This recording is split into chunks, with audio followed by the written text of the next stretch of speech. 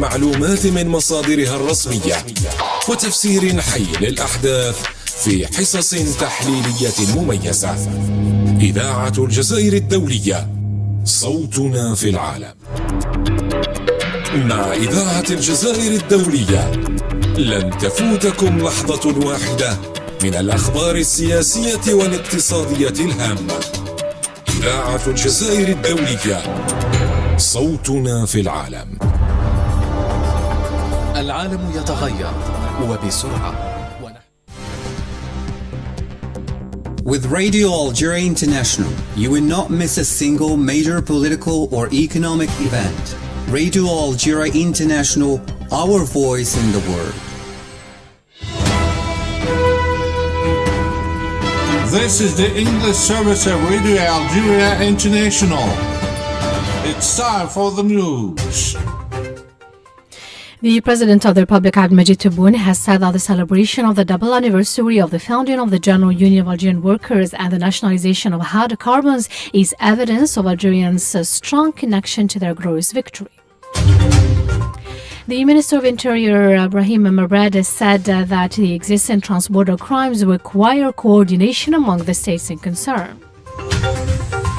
And the League of Parliamentarians for Al-Quds and Palestine have condemned the American decision to impose sanctions on the International Criminal Court and the ban on UNRWA.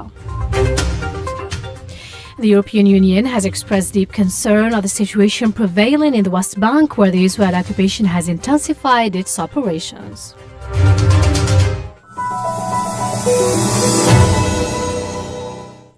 And those were the major developments. Now the full news edition. I'm Asia Bakar. Good afternoon.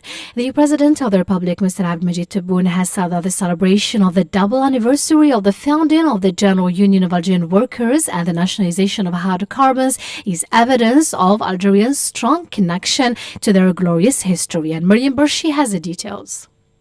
In a statement read on his behalf by the Prime Minister Nadir Harbawi in Hassi Messaoud in the southern province of Ouargla, President Tebboune said the Algerians keep drawing lessons from their memory in victorious history. The President praised the female and male workers in all sectors, recalling the sacrifices of the generation of pioneers who led the workers' mobilization movement. He also offered his deepest condolences to the Sal of the symbol, Aïssa Didir, and to the great unionist and martyr of national duty, Abdelhak Ben Hamouda, and to all their fellow unionist martyrs. President Tebboune paid tribute to the workers of the hydrocarbon sector and expressed appreciation for their continuous efforts to ensure Algeria's energy security. He also recalled the high national spirit of their predecessors, technicians and engineers when they took up the challenges the day after the recovery of national sovereignty to sustain production and marketing of energy resources. The President said the decision to nationalize hydrocarbons was a bold challenge to ensure economic independence and extend sovereignty over the country's wealth and natural resources. The historic national decision taken by the country's leadership, headed by the late President Houari Boumediene in 1971, went in line with the spirit of liberation. The President pointed out that in light of the current challenges, that Algeria's achievements in terms of all facilities deserve to be commended. He also expressed the state's determination to develop and implement national policies aimed at creating a shift and transition from reliance on hydrocarbons to diversifying exports. He said the diversification of economy is a strategic direction that preserves the right of generations to their natural resources and paves the way for profitable investment. President Tebboune then recalled that Algeria have made significant strides to embody these goals by attracting thousands of young people and national and foreign investors, achieving unprecedented levels of exports outside hydrocarbons. He then congratulated all workers in all sectors and affirmed that the state will spare no effort to enhance the social gains that workers have benefited from and to improve their living and professional conditions in line with the state's social character enshrined in the November 1st Declaration. You still listen to Radio Algeria International, and entrusted by the President of the Republic, the Prime Minister, Mr. Nadir Harbawi, has presided in Hassi Messaoud in the southern province of Ouargla, the ceremony celebrating the double anniversary of the nationalization of hydrocarbons and the Algerian Workers' General Union. Messaoud Shorfi has the details. The ceremony took place in the presence of the Minister of State, Minister of Energy, Mines and Renewable Energies, Mr. Mohammed Arqab, the Minister of Labor, Employment and Social Security, Mr. Faisal bin Talib, the Secretary General of the UGTA, Mr. Ammar Taqjut, as well as local officials. During his visit to Hassim Saud, the Prime Minister laid the foundation stone for the construction of a new oil refinery that will process 5 million tons of crude oil per year, ensuring the necessary supply for the region's industrial facilities and meeting their needs for various energy products, while also contributing to strengthening energy security. The refinery is expected to start production in 2027 with an initial output capacity of 1 million tons of fuel oil, which will guarantee increase to 2.8 million tons along with 1.31 million tons of gasoline, in addition to significant quantities of propane, butane, kerosene and bitumen. The project will employ more than 10,000 workers during the construction phase and create 1,000 new jobs during the operational phase. On the occasion, the Prime Minister affirmed that the construction of the new oil refinery aligns with the strategic vision of the President of the Republic, which aims to enhance national capacities for hydrocarbon development, particularly in fuel production. It also opens new prospects to strengthen the country's position in the petroleum products market. On this occasion, I reaffirm our willingness at this phase to establishing and implementing national policies aimed at making a shift in moving from reliance on hydrocarbons to diversifying our exports, an essential strategic direction. I assure you that the state will spare no effort in strengthening the social benefits that workers of both genders have gained to improve their living and professional conditions, in line with the principle of a socially oriented state as enshrined in the Declaration of November 1st. The Prime Minister further congratulated officials from the energy sector, the Sonatrach Group, as well as all its executives, engineers and workers on the launch of this major project. He assured them of the full support of the President of the Republic and his firm commitment to completing the project within the set deadline, while meeting the challenge of enhancing national resources, following in the footsteps of predecessors who on this very day took the initiative to restore national sovereignty over hydrocarbons. Mr. Al-Arbawi emphasized that the historic 1971 decision taken by late President Houari Boumediene was a key step towards securing full independence, embodying the spirit of liberation, patriotism, and commitment to national sovereignty and the state's social character. The historic national decision made at the time by the country's leadership under the presidency of late President Houari Boumediene on this day in 1971 was a complementary step within the spirit of liberation and a means of achieving full national independence. It was a decision that reflected genuine determination, patriotic orientation, and unwavering commitment to the message of November and to our righteous martyrs. From that very spirit, our country's leadership drew its strength at that time, and the spirit of November will continue to remind future generations of the legacy of this man, a devoted national leader who was committed to the social character of the state and deeply protective of the nation's wealth and sovereignty. That was the statement of Prime Minister Nadir Al-Arbawi.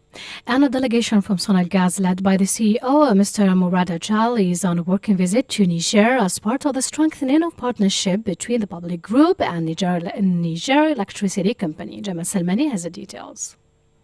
The Sonalgaz delegation is accompanied by executives from the Energy Ministry. The visit is part of Algeria's commitment to strengthening economic and technical cooperation with Niger through concrete projects aimed at supporting the energy security of Niger and developing its electricity infrastructure. The visit also aims to open up new prospects for development in the two countries' common interests through the development of partnership between the Sonalgaz Group and Nijlek.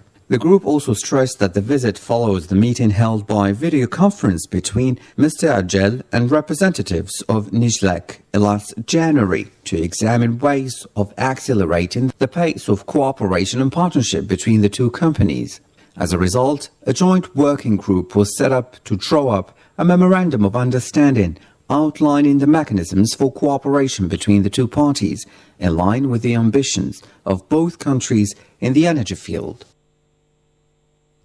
You're still listening to the English Bulletin, and the Speaker of the Council of the Nation, Salah Goujil, has said that those attacking Algeria and France are the descendants of the colonizers that implemented the scorched land policy during the period between March 19th and July 2nd, 1962. The details with Mariam Barshi.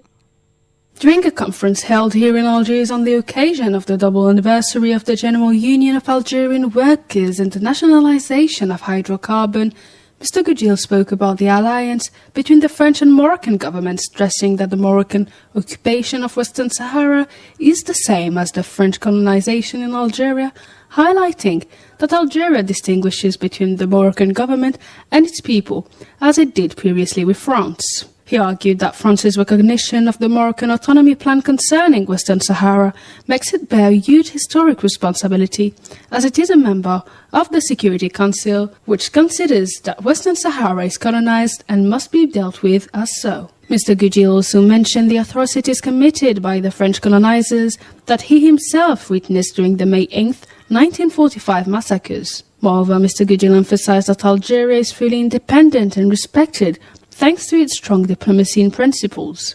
Algeria has reached a level of independence where it can't be dictated anything. Our economy is independent, so as our policy is. Its non-aligned diplomacy allowed Algeria to be respected again. We are not in debt. What we provide to Africa or to the Arab and Muslim worlds are principles only. We convey principles and we never interfere in the domestic affairs of others. We all witnessed the outcome and the role played by Algeria at the United Nations and during the last meeting held in Addis Ababa, and witnessed the outcome and the results achieved by Algeria. Algeria and Africa are one. That was the statement made by the Speaker of the Council of the Nation, Mr. Salah Goujil. And now the Interior Minister Brahim Murad has paid a visit to the Spanish Interior Ministry's General Directorate for Traffic as part of his two-day visit to Spain at the invitation of his Spanish counterpart, Fernando Grande Marlaska. The Minister of Interior stated that dealing with transborder crimes requires coordination and consultation among the concerned states.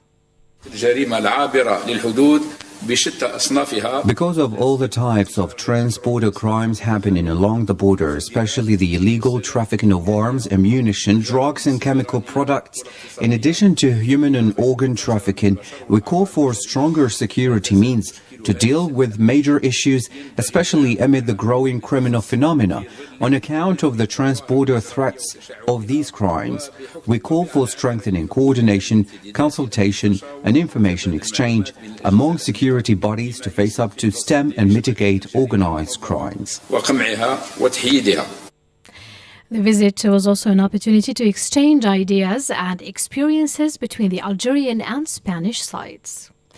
And now the Secretary General of the Ministry of Foreign Affairs, National Committee Abroad and African Affairs, Mr. Lounes Magraman, held talks with the Secretary of State of the Serbian Ministry of Foreign Affairs, Mr. Nikola Stojanovic, on the sidelines of his participation in high-level segment of the 58th session of the Human Rights Council, now taking place in Geneva.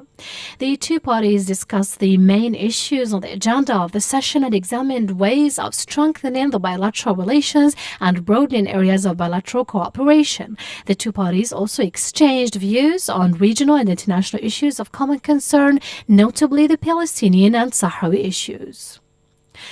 Meanwhile, the Minister of State of Foreign Affairs at the National Committee Abroad and African Affairs, Ahmed Attaf, has received a phone call from his Ukrainian counterpart, Mr. Andrei Sipiha.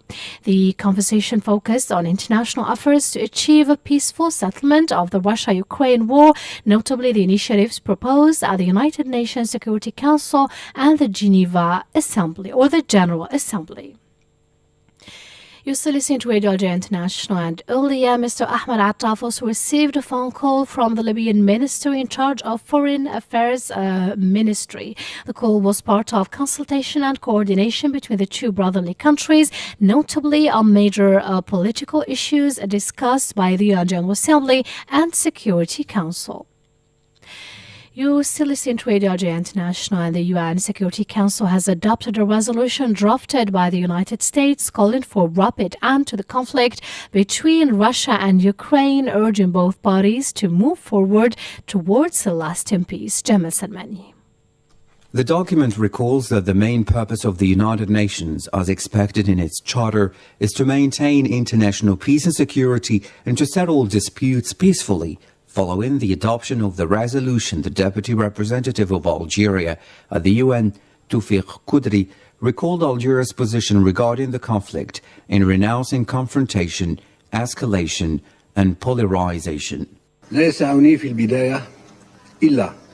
the outset, I would like to recall the position of my country vis-à-vis this conflict, and we have always expressed through this position that we need to renounce escalation and polarization, and we need to put the security and safety of the people of the region that are suffering every day. They should be the priority. We should also remain committed to the provisions of international law and international humanitarian law. And from this chamber, we called time and again to give priority to a comprehensive and constructive dialogue between the parties. Our call was the only criteria that Algeria used to determine its position today through our vote. Algeria will remain ready to support any diplomatic efforts that will put an end to the bloodshed and will achieve a permanent and just peace in Ukraine and the region as a whole. The resolution calls for a rapid end to the conflict and deplores the loss of human life. And to the Middle East now, the European Union has expressed its deep concern of the situation prevailing in the West Bank, where the Israeli-occupied army has intensified its operations. Addressing a press conference at the end of a meeting of the EU-Israeli Partnership Agreement, the EU diplomacy chief said that the EU was closely following the situation in the territory, as well as in Gaza, where she stressed the ceasefire constituted a genuine opportunity to break the cycle of violence. The European Union top official expressed or stressed the imperative to move towards the second phase of the ceasefire enforced last January, while reiterating that there were no other alternative to the state solution or the two-state solution.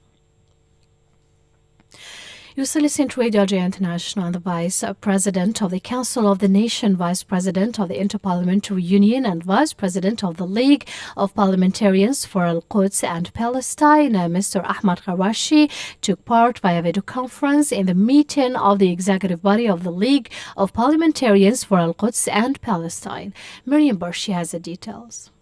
The members of the League condemned the American decision to impose sanctions on the International Criminal Court (ICC) and to ban UNRWA. Participants also reaffirmed their categorical rejection of any attempt to deport the Palestinian people from their homeland and to keep the region in a spiral of violence instead of establishing peace. The League's members hailed the initiative launched by 9 countries to set up the Hague Group with a view to putting an end to the Israeli occupation of the Palestinian territories and supporting the right of the Palestinian people to self-determination and the establishment of their independent state within the framework of the principle relating to the responsibility of countries to protect inalienable rights, foremost among which is the right of peoples to self-determination as stipulated by the United Nations Charter. During the debate, Mr. Khershi called for the unification of Palestinian positions and ranks as the first step in confronting the Israeli occupier, recalling the actions of the Algerian diplomacy since it joined the UN Security Council as a non-permanent member in placing the defense of legitimate causes, notably the Palestinian cause, on top of its priorities. He reaffirmed that Algeria and its people and government under the leadership of the President of the Republic, Mr. Abdelmajid Tebboune, considers the Palestinian people and their revolution to be an integral part of our nation's destiny. The executive members also agreed on the need to speed up the creation of a Council of Secretaries under the League and to secure the support of women and young people for the Palestinian cause. The League's president also stressed the need to boost the work of the League's regional offices, which are part of its main structure. You still listen to Radio Algeria International. The United Nations Secretary General Antonio Guterres has warned that the security arrangements that have sustained world peace for decades are crumbling, urging countries to work together to secure a world without nuclear weapons. The details with Gemma Selmani. Mr. Guterres warned delegates against heightened global security concerns, noting that trust between nations is crumbling, international law is being undermined, and multilateral treaties are under strain. Despite the grim picture, the Secretary-General heightened the Pact for the Future adopted by world leaders at the General Assembly last September as a sign of hope. Speaking at a conference on disarmament in Geneva, Mr. Guterres said the following. Last September, world leaders gathered in New York and adopted the Pact for the Future. The Pact reconfirms a basic truth. The nuclear option is not an option at all. It is a one-way road to annihilation. We need to avoid this dead end at all costs. The Conference on Disarmament is the world's sole multilateral forum for negotiating arms control and disarmament agreements, comprising 65 member states, including nuclear and militarily significant nations. The conference has played a key role in shaping treaties such as the Nuclear Non-Proliferation Treaty and the Comprehensive Nuclear Test Ban Treaty. And to Germany now, Friedrich Merz's Conservatives have won Germany's election well ahead of rebel parties, but short of the 30% vote share they had expected. Merz said his top priority was unity in Europe so that step by step they can achieve independence from the US, as he put it. The other big winner in Sunday's vote was the far-right Alternative for Germany, who are celebrating a record second place result of 20.8%. Aged 69, Merz was never held a ministerial job, but he has promised, if he becomes the next German chancellor, to show leadership in Europe. And to Western Sahara now, an international symposium on the environment and renewable energies in the context of the Moroccan occupation of Western Sahara is being held today in Geneva on the sidelines of the 58th session of the United Nations Human Rights Council. Organized by the Geneva Group in support of Western Sahara, the symposium entitled Greenwashing the Desert, the Impact of Sustainable Projects in Occupied Western Sahara is led by former UN rapporteurs, diplomats, professors, lawyers, and environmental activists of different nationalities. The symposium will address Morocco's efforts to whitewash the odious occupation of Western Sahara through the use of alternative energy card and the involvement of foreign companies in an attempt to impose the colonial fait accompli. You still listen to Radio Algeria International, and that's it for our news bulletin. I invite you now to listen to our health magazine compiled by Mohammed Khater and presented by Masoud Sharfi.